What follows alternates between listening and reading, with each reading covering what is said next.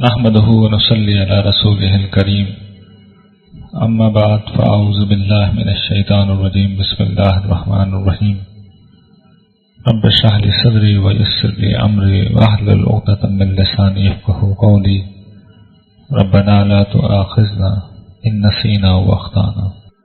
سورہ لقمان میں ہم نے اس کا ابتدائی حصہ تو پڑھ لیا تھا۔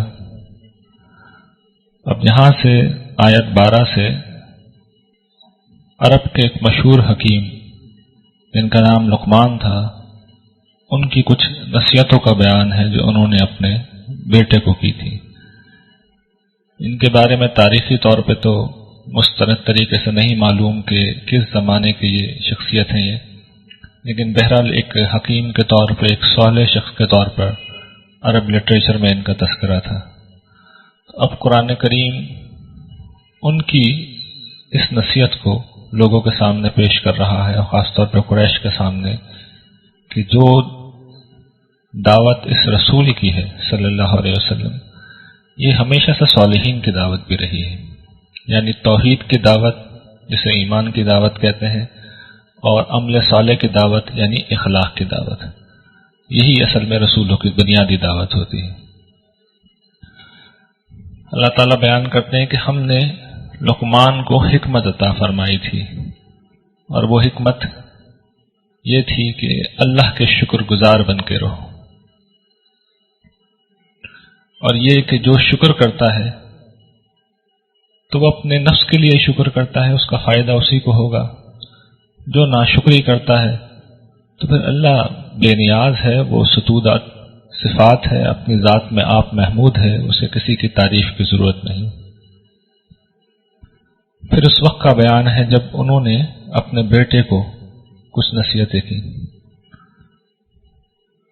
لقمان نے یہ کہا تھا اپنے بیٹے سے کہ وہ قرآن یہ خاص طور پر بیان کرتا ہے کہ وہ اسے نصیحت کر رہے تھے، یعنی چلتے پھرتے کوئی بات نہیں کہی تھی، بیٹے کو بٹھا کے سمجھا رہے تھے وہ۔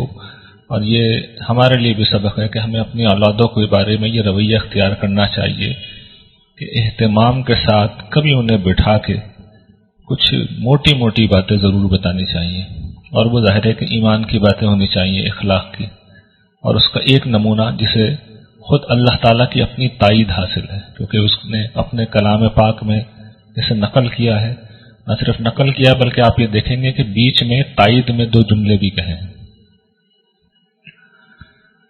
ان کی پہلی بات یہ تھی کہ میرے بیٹے، اللہ کے ساتھ کسی کو شریک مت کرنا، اس لیے کہ شرک سب سے بڑا گناہ ہے۔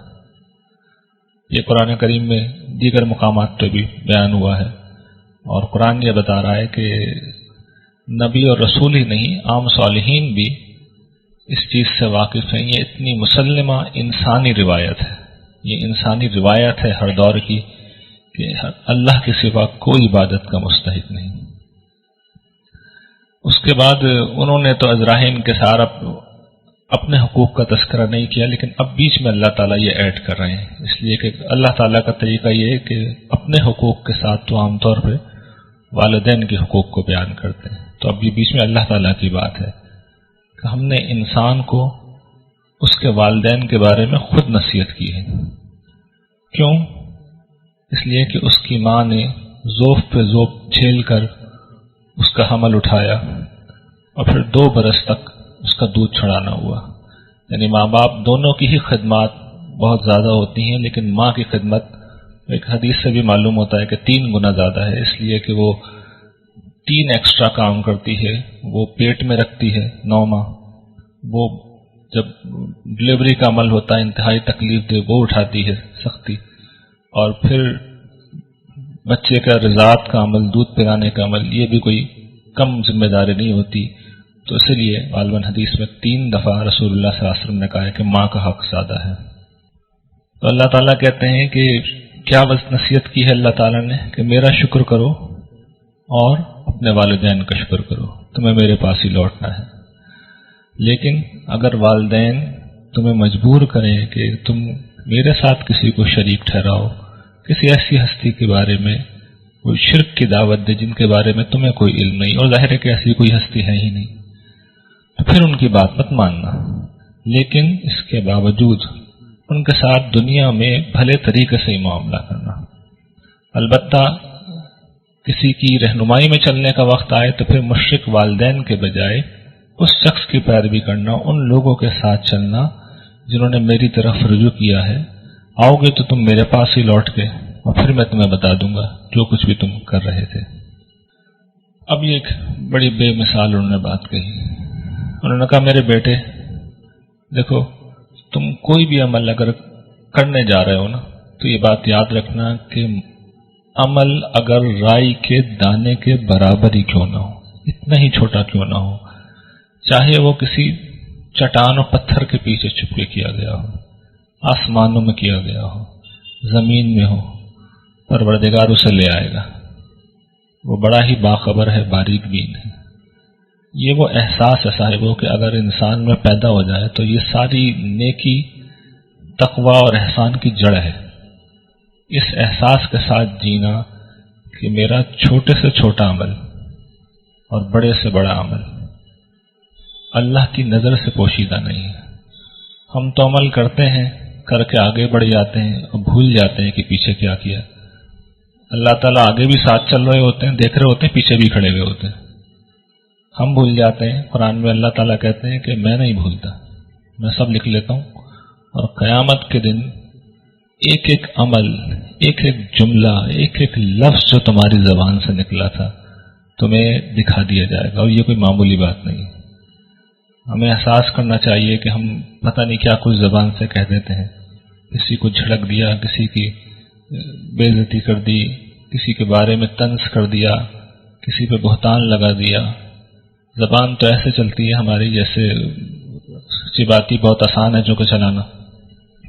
پھر اعمال میں بھی کیا کچھ ہے جو ہم نہیں کر دیتے. تو ہم تو کر کے آگے بڑھ جاتے ہیں، پروردگار سب لکھ لیتا ہے. تو بندہ مومن کو ہمیشہ محتاط رہنا چاہیے. پھر وہ کہتے ہیں میرے بیٹے، نماز قائم کرنا اور نیکی کا حکم دینا اور برائیوں سے روکنا، یہ معروف اور منکر کے لفظ سے سمجھ لیجیے یہ کیا ہے. یہ مسلمہ اخلاقی برائیاں اور مسلمہ اخلاقی نیکیاں ہیں. سچ ہے جیسے ایک معروف میں، عدل ہے، احسان ہے، امانت ہے، دیانت ہے، یہ ہوتے ہیں معروفات. اور منکرات کیا ہوتے ہیں؟ جو مسلمہ اخلاقی برائی جس میں بحث نہیں کرنی پڑتی. جھوٹ بول رہا ہے کوئی شخص، بددیانتی کر رہا ہے، ملاوٹ کر رہا ہے، کسی پہ ظلم کر رہا ہے، اور اس کا معیار بھی بہت آسان ہے. رسول اللہ صلی اللہ علیہ وسلم نے اسے بیان بھی کر دیا کہ جب تم اپنے لیے ان چیزوں کو ناپسند کرو تو تمہیں پتہ چل جائے گا کہ یہ چیزیں منکرات میں سے. آپ کسی کے ساتھ کوئی زیادتی کر دیں تو آپ کو احساس نہیں ہوگا، اپنے ساتھ جیسے ہی ہوگی پتہ چل جائے گا کہ زیادتی ہے. تو خود محتسب بن کے اپنے آپ کو بھی روکو اور معاشرے کے خیر و شر سے بے نیاز مت ہو. توجہ دلاتے رہو لوگوں کو. لڑنے جھگڑنے کی ضرورت تو نہیں ہے، لیکن حکمت، نرمی اور محبت سے لوگوں کو بتاتے رہیں کہ آپ کا یہ عمل ٹھیک نہیں ہے. اور پھر لوگوں نے تو جواب دینا ہے، آپ کتنا بھی کہہ لیں، تو پھر اس صورت میں صبر کیجیے. جو لوگوں کا ریئیکشن ہو، رد عمل ہو، اسے برداشت کیجیے. یہ بہت بلند حوصلگی کا کام ہے. اس طرح میں ویسے تو صبر ہر حال میں بہت اعلیٰ وصف ہے، لیکن یہ جب اللہ تعالیٰ کے لیے امر بالمعروف اور نہی عن المنکر کے معاملے میں ہو تو پھر بڑی اعلیٰ چیز ہے. اور پھر وہ کہتے ہیں کہ لوگوں سے بے رخی سے برتاؤ مت کرو اور زمین پر اکڑ کے مت چلو. اللہ تعالیٰ کسی اترانے والے اور بڑائی جتلانے والے کو پسند نہیں کرتے. یہ جو رویے ہوتے ہیں نا اپنے آپ کو کچھ سمجھنے کی نفسیات، میں کوئی چیز ہوں، تو یہ اللہ تعالیٰ کو سخت ناپسند ہے. اس کا اظہار انسان لوگوں کے ساتھ گفتگو کرتے ہوئے بھی کرتا ہے اور زمین پہ چلتے ہوئے بھی وہ اپنے آپ کو شو کرتا ہے کہ میں کوئی بڑی چیز ہوں. تو سورہ بنی اسرائیل میں آپ کو یاد ہوگا وہاں توجہ دلائی گئی تھی کہ نہ تم پہاڑ جتنے اونچے ہو نہ زمین پھاڑ سکتے ہو. اور پھر جو سورہ فرقان میں بات کہی گئی تھی کہ دیکھو اپنی چال میں اعتدال پیدا کرو اور زندگی کے سارے معاملات میں اعتدال پیدا کرو. اعتدال بڑی پسندیدہ چیز ہے. اور گفتگو میں بھی اپنی آواز کو ذرا سافٹ ہی رکھا کرو، کیونکہ یہ سب سے بری آواز جو ہوتی ہے وہ گدھے کی آواز ہوتی ہے. بڑھ بڑھ کر بولنا، چڑھ چڑھ کر بولنا، یہ اس میں کوئی خرابی نہ بھی ہو تب بعض اوقات آدمی کے لب و لہجہ اتنا سخت ہوتا ہے کہ وہ کسی بھی شخص کے دل پہ لگ سکتا ہے، تو اس سے بچنا چاہیے۔ اور یہ وہ چیزیں ہیں جو اخلاق عالیہ ہیں، جو مطلوب اوصاف ہیں، اور ایک بندہ مومن جب ایکسلنس پیدا کرنا چاہے دین میں تو یہ ترقی کے راستے ہوتے ہیں، اللہ تعالیٰ کے قرب حاصل کرنے کے یہ بنیادی راستے ہیں۔ آپ غور کیجئے، میں تو ہمیشہ لوگوں کو سمجھاتا ہوں کہ قیامت کے دن اللہ تعالیٰ کچھ نہیں کریں گے، ایک طرف آدمی کھڑا ہوگا، دوسری طرف قرآن کریم کو سامنے رکھ دیا جائے گا اور یہ کہا جائے گا کہ میں نے تو لکھ کے بتا دیا تھا کہ مجھے کیا چاہیے، جسے میں سپورٹ کر رہا ہوں، جسے میں کہہ رہا ہوں کہ اس میں نجات ہے، یہ میرے صالحین کا راستہ ہے، یہ میرا فیصلہ ہے، یہ میری پسند کا راستہ ہے۔ اس کے بعد میرے پاس اور آپ کے پاس کہنے کے لیے کیا رہ جائے گا؟ کچھ بھی نہیں رہے گا۔ البتہ یہ کام ہم نے کر لیے تو پھر ہم اللہ تعالیٰ کے ہر سوال کے جواب میں کہہ سکتے ہیں کہ ہم نے تو وہ کیا جو آپ نے کہا تھا۔ اور یہ ایسی چیزیں ہیں کہ اس میں کہیں آپ کو کوئی اختلاف نہیں ملے گا، کسی عالم کا، کسی دانشور کا، ایون کسی غیر مسلم کا بھی نہیں۔ یہ اتنی مسلمہ چیزیں ہیں اللہ کے نزدیک، اور ان کی اصل خوبی ہر جگہ آپ یہ دیکھیے اللہ تعالیٰ توحید کے ساتھ انہیں بیان کرتے ہیں۔ جس طرح توحید اللہ کے نزدیک پسندیدہ ترین چیز ہے، یہ اخلاق عالیہ، انہیں کو اعمال صالح کہتے ہیں۔ اعمال صالح اصل میں انہی کا نام ہے، یہی بھی اللہ کے نزدیک اتنا ہی مطلوب اور اتنا ہی پسندیدہ ہے۔ پھر شرک کے حوالے سے انہیں توجہ دلائی گئی ہے کہ اللہ تعالیٰ جو بار بار کہتے ہیں نا کہ آسمان و زمین میں سب کچھ ہم نے پیدا کیا ہے، تو اللہ تعالیٰ کہتے ہیں تم ان سے بھی اگر پوچھ لو تو یہ بھی یہی کہیں گے، اور کوئی مشرک بھی یہ نہیں کہتا کہ یہ اللہ کے علاوہ کوئی اور کرتا ہے۔ وہ مانتے اسی کو ہیں کہ سب اللہ کرتے ہیں، لیکن یہ ہے کہ اللہ تعالیٰ نے کچھ اختیارات دوسروں کو دے دیے، تو اللہ تعالیٰ مقدمہ یہ ان کا باطل کرنے کے لیے ان سے پوچھ رہے ہیں کہ ساری طاقت جب اللہ کے پاس ہے، ساری قوت اس کے پاس ہے، تو اسی کو پکارو، اسی کو رب جانو۔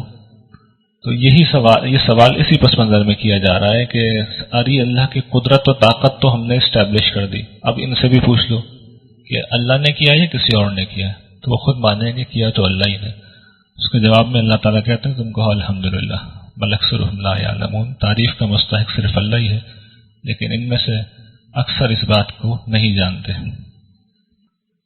اور یہ بات کہ لوگوں اپنے رب کی گرفت سے بچو اور اس دن سے ڈرو جب نہ باپ بیٹے کے لیے کچھ کر سکے گا اور نہ بیٹا باپ کے کچھ کام آ سکے گا، اور جان لو کہ اللہ کا وعدہ سچا ہے۔ تو دیکھو یہ دنیا کی زندگی تمہیں کسی دھوکے میں نہ ڈال دے، اور دیکھو وہ جو بڑا دغاباز ہے نا شیطان، وہ تمہیں کسی دھوکے میں نہ ڈال دے۔ دیکھیے کتنی دلسوزی سے اللہ تعالیٰ سمجھا رہے ہیں، کتنی دلسوزی سے سمجھا رہے ہیں۔ اور ابھی ہم آگے چل کے دیکھیں گے اگلی صورت میں کہ جو لوگ نہیں سمجھیں گے ان کے ساتھ کیا ہوگا۔ یہ سورۃ سجدہ ہے، اس کا موضوع یہ ہے، آپ پڑھ لیجیے، اتنے میں پانی پی لیتا ہوں۔ یہ کتاب، اس کا نزول، اس میں کوئی شک نہیں کہ رب العالمین کی طرف سے ہوا ہے، یہی صورت میں اسٹیبلش کیا گیا ہے۔ اور جنہوں نے نہیں مانا ان کے بارے میں اللہ تعالیٰ یہ کہتے ہیں کہ کاش تم ان مجرموں کو دیکھو جب وہ سر جھکائے پروردگار کے حضور کھڑے ہوں گے۔ یہ قیامت کے دن کا نقشہ ہے، کہہ رہے ہوں گے پروردگار ہم نے سب دیکھ لیا، سب سن لیا، اب آپ مہربانی کر کے ہمیں ایک دفعہ بس واپس بھیج دیجیے، ہم نیک عمل کریں گے اور ہمیں اب یقین آ گیا۔ تو اللہ تعالیٰ کہتے ہیں اگر ایسے ہی منوانا ہوتا تو دنیا میں منوا دے گا، لیکن جو بات پہلے دن طے ہو گئی تھی شیطان کے ساتھ گفتگو کرتے وقت، جو تیری پیروی کرے گا ان سب کو میں جہنم سے بھر دوں گا، انسان ہو یا جن۔ تو تم نے میری ملاقات کو بھلا دیا تو اس کا مزہ چکھو، جس طرح تم نے آج کے دن کو بھلایا ہے ہم بھی تمہیں بھول گئے، اور ہمیشہ باقی رہنے والے اس عذاب میں اب کو بھگتتے رہو۔ پھر اللہ تعالیٰ کہتے ہیں کہ بھلا بتاؤ کہ جو ماننے والا ہے وہ کسی نافرمان کی طرح ہو سکتا ہے؟ جو لوگ ایمان لائے اور عمل صالح کیے، دیکھیں عمل صالح قرآن کی اصطلاح ہے نا، اس کا مصداق میں قرآن نے یہ بیان کیا ہے۔ یہ جو مقامات آ رہے ہیں میں اسی لیے ان پر توجہ دلا رہا ہوں، عمل صالح کا مصداق یہ چیزیں ہوتی ہیں۔ ان کے لیے جنتوں کا جائے قیام ہے، اور یہ ان کی ابتدائی مہمانی ہو گئی، یعنی جنت کی نعمتیں تو ناقابل تصور ہیں۔ ہمیں صرف وہ بتایا گیا ہے جو ہمارے تصور میں آ سکتا ہے، اور اس کے بارے میں اللہ تعالیٰ یہ کہتے ہیں یہ ابتدائی ضیافت ہے، وہ تو ختم نہ ہونے والی زندگی ہے، وہاں کی نعمتوں کا یہ اندازہ نہیں۔ اور جو فاسق و فاجر ہیں ان کا انجام، ان کا ٹھکانہ آگ ہے، جب جب وہ اس سے نکلنا چاہیں گے دوبارہ اس میں دھکیل لیا جائے گا انہیں، اور کہا جائے گا کہ اس آگ کا عذاب چکھو اس جرم کی پاداش میں کہ تم اس کو چھٹلاتے رہے۔ اور اس سے بڑھ کر ظالم کون ہوگا جسے اس کے رب کی آیات سنا کر نصیحت کی جائے اور پھر بھی وہ اعراض کر لے، پھر بھی وہ رخ پھیر لے، تو پھر سمجھ لو ایسے مجرموں سے ہم انتقام لے کر رہیں گے۔ یہ اللہ تعالیٰ کا لب و لہجہ ہے، آپ اسے دیکھ لیجئے۔ کفار کا ہمیشہ کی طرح وہی مرغے کی ایک ٹانگ، کب آئے گا وہ دن فیصلے کا؟ رسول اللہ صلی اللہ علیہ وسلم سے پوچھتے ہیں۔ اللہ تعالیٰ کہتے ہیں کہ جب وہ دن آ جائے گا نا فیصلے کا، تو کافروں کو اس روز ایمان لانا کچھ مفید ثابت نہیں ہوگا، نہ انہیں مہلت ملے گی۔ تو یہ نہیں مان رہے تو ان سے اعراض کر لو، تم بھی انتظار کرو کیونکہ یہ بھی انتظار کر رہے ہیں۔ اور یہ اس چوتھے گروپ کی آخری صورت ہے، اس کا موضوع یہ ہے، اس کا بس تھوڑا سا حصہ ہی ہم پڑھیں گے اب چند منٹوں میں۔ رسول کی دعوت کے سارے پہلو تو ہم نے کم و بیش دیکھ لیے ہیں۔ آخری بات اس صورت میں اللہ تعالیٰ یہ کہہ رہے ہیں کہ کفار اور منافقین ایڑی چوٹی کا زور لگا لیں، رسول کا مشن غالب آ کے رہے گا، دنیا کی کوئی طاقت کامیاب نہیں ہو سکتی۔ اور اس میں چند واقعات اللہ تعالیٰ بیان کریں گے۔ پہلی بات ابتدائی 8 آیات میں جو تمہید بھی ہے کہ جاہلیت کے زمانے کی کچھ رسوم ہیں، ان کی جب اصلاح کی کوشش کی گئی مدینے میں آنے کے بعد تو ایک زبردست ہنگامہ کھڑا ہو گیا، تو رسول اللہ صلی اللہ علیہ وسلم کو پھر حوصلہ دلایا کہ آپ ڈٹے رہیں۔ اللہ تعالیٰ کہتے ہیں کہ اے نبی اللہ سے ڈریے اور ان کافروں و منافقوں کی باتوں کا اثر نہ لیجیے، اللہ سب جاننے والا حکمت والا ہے۔ جو آپ پہ آپ کے رب کی طرف سے وہی ہو رہا ہے اس کی پیروی کیجیے، اللہ جانتا ہے جو لوگ کرتے ہیں، اس سے خبر رکھنے والا ہے، اس سے باخبر ہے وہ، اور اسی پہ بھروسہ کیجیے، اس پروردگار پہ، وہی کارساز ہونے کے لیے کافی ہے۔ پھر وہ جو 2 اہم مسائل تھے اس کا اب اللہ تعالیٰ ذکر کر رہے ہیں، تفصیل دونوں کی آگے آ جائے گی، ایک کی سورہ مجادلہ میں، ایک کی آگے اسی صورت میں۔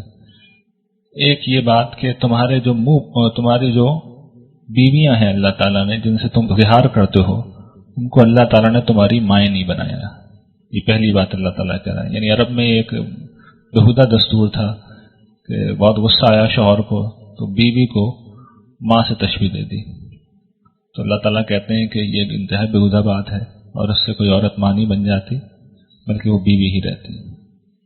لیکن عرب میں دستور تھا کہ وہ طلاق سے بھی زیادہ سخت یہ چیز سمجھی جاتی تھی۔ دوسری بات اللہ تعالیٰ کہتے ہیں کہ تمہارے منہ بولے بیٹوں کو تمہارا بیٹا نہیں بنایا اللہ تعالیٰ نے، یہ تمہارے اپنے منہ کی باتیں ہیں، اللہ ہی سچی بات کرتا ہے اور وہی صحیح راستے کی طرف رہنمائی کرتا ہے، تو انہیں ان کے باپ کے نام سے پکارو، یہی اللہ کے نزدیک مبنی بر انصاف طریقہ ہے۔ اور اگر ان کو نہیں جانتے ان کے والدین کو تم، تو پھر وہ تمہارے بھائی ہیں اور تمہارے قبیلے کے ہی وہ لوگ ہو گئے ہیں۔ ایک خاص پس منظر ہے، آگے اس کی تفصیل حضرت زید کے معاملے میں چونکہ آ رہا ہے، دونوں واقعات کی آ جائے گی۔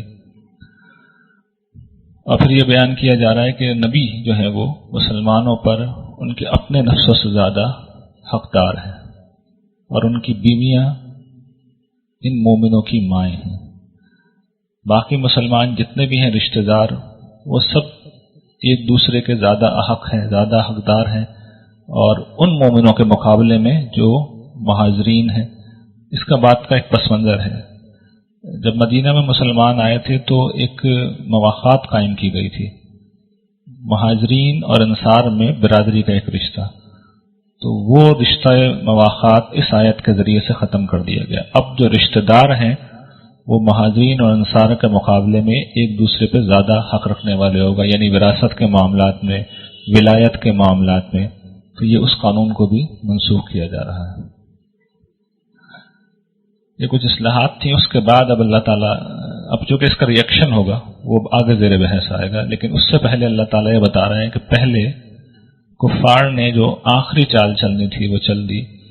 یہ جنگ احزاب کا واقعہ ہے جس میں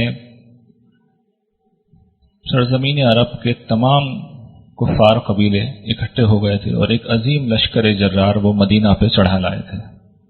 10 سے 12 ہزار ان کی تعداد آتی ہے روایات میں۔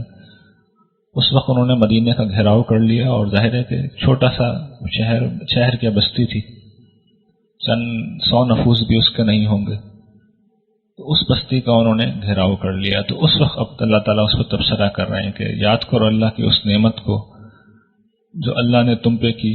جب یہ لشکر تم پہ چڑھ آئے تو اللہ نے ایک تند ہوا بھیجی اور وہ لشکر اتارے جنہیں تم نہیں دیکھتے تھے۔ یعنی انجام یہ ہوا کہ انہوں نے محاصرہ تو کر لیا، اور محاصرہ اس لیے کر لیا کہ رسول اللہ صلی اللہ علیہ وسلم نے ایک تدبیر اختیار کی تھی کہ مدینے کے ارد گرد خندق کھود دی تھی، اس کے نتیجے میں وہ کافر اندر نہیں آ سکے تھے، تو انہوں نے محاصرہ کر لیا۔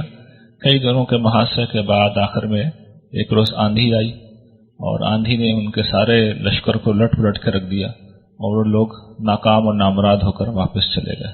تو یہ اللہ تعالیٰ اپنی مدد کا ذکر کر رہے ہیں، لیکن اس میں صورتحال کیا ہوئی تھی کہ اہل ایمان ہلا دیے گئے تھے، اور جو منافقین تھے اور جن کے دلوں میں مرض تھا وہ کہنے لگے تھے کہ اللہ اور اس کے رسول کے وعدے کچھ نہیں ہے مگر بس ایک دھوکہ۔ یعنی صاف نظر آ رہا تھا کہ ہماری موت سر پہ آ گئی ہے، لیکن اللہ تعالیٰ نے بڑی غیر معمولی نصرت کی۔ اس کی پھر کچھ تفصیلات ہیں، میں اس سے صرف نظر کر رہا ہوں۔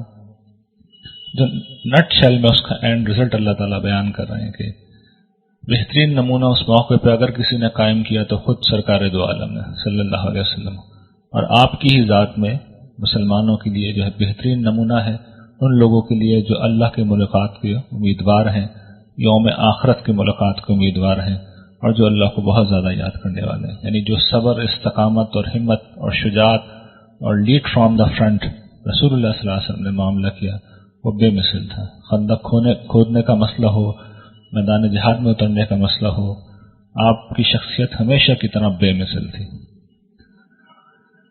اور پھر اہل ایمان جنہوں نے جب ان لشکروں کو دیکھا تو انہوں نے بڑے حوصلے کے ساتھ کہا کہ یہی تو ہے جس کا اللہ اور اس کے رسول نے ہم سے وعدہ کیا تھا، اور اس کے رسول نے اور اللہ نے ہم سے سچ کہا تھا، اور اس واقعے نے ان کا صرف ایمان اور اطاعت ہی تھا جس کو بڑھایا تھا۔ یعنی انہوں نے کہا کہ وہ پیچھے گزرا ہے نا کہ تم ایسے چھوڑ دیے جاؤ گے اور تمہیں آزمایا نہیں جائے گا، جو پیچھے سورہ عنکبوت میں الفاظ ہے اسی کی طرف اشارہ ہے کہ اسی کا تو وعدہ کیا تھا ہم سے، اچھا ہے وعدہ پورا کرنے کا وقت آ گیا ہے۔ تو اللہ تعالیٰ کہتے ہیں کہ ان مومنوں میں سے وہ بھی ہیں جنہوں نے اپنے قول کو، اپنے عہد کو سچا کر دیا ہے، اور ان میں سے وہ ہیں جو اپنا عہد پورا کر چکے ہیں، اور کچھ وہ ہیں جو ابھی انتظار کر رہے ہیں اور بالکل بھی نہیں بدلے۔ بڑی تحسین کی ہے مسلمانوں کی اللہ تعالیٰ نے، اس لیے کہ اللہ تعالیٰ ان کی صدق کا انہیں ان کی سچائی کا بہترین اجر دے گا۔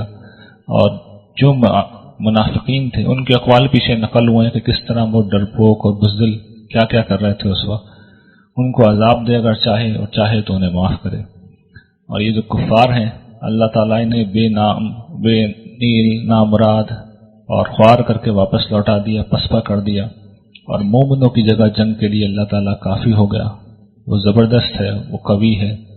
اور اہل کتاب میں سے بھی یہ جو ایک قبیلہ رہ گیا تھا یہودیوں کا، بنو قریظہ غالباً، اس نے کفار سے ساز باز کر کے مسلمانوں پہ حملے کا فیصلہ کر لیا تھا، لیکن اللہ تعالیٰ نے اس کی بھی تدبیر کر دی۔ تو ان کو بھی اللہ تعالیٰ کہہ رہے ہیں کہ ان کی جو قلعے تھے ہم نے ان سے اتار دیا اور ان کے دلوں میں روب ڈال دیا۔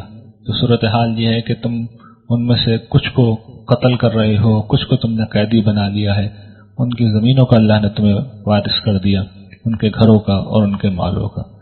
تو یہ جو ایک اللہ تعالیٰ نے تفصیل کی جنگ احزاب کے حوالے سے، اس سے میسج یہی کنوے کرنا مقصود ہے کہ کفار ہوں یا منافقین کچھ بھی کر لیں، کوئی اس مشن کو، اس رسالت کے مشن کو روکنے کی قوت نہیں رکھتا۔ یہ کفار کا معاملہ ہے۔ اب کل انشاءاللہ ہم دیکھیں گے کہ منافقین کے ساتھ پھر کیا معاملہ ہوا۔ وآخر دعوانا الحمدللہ رب العالمین۔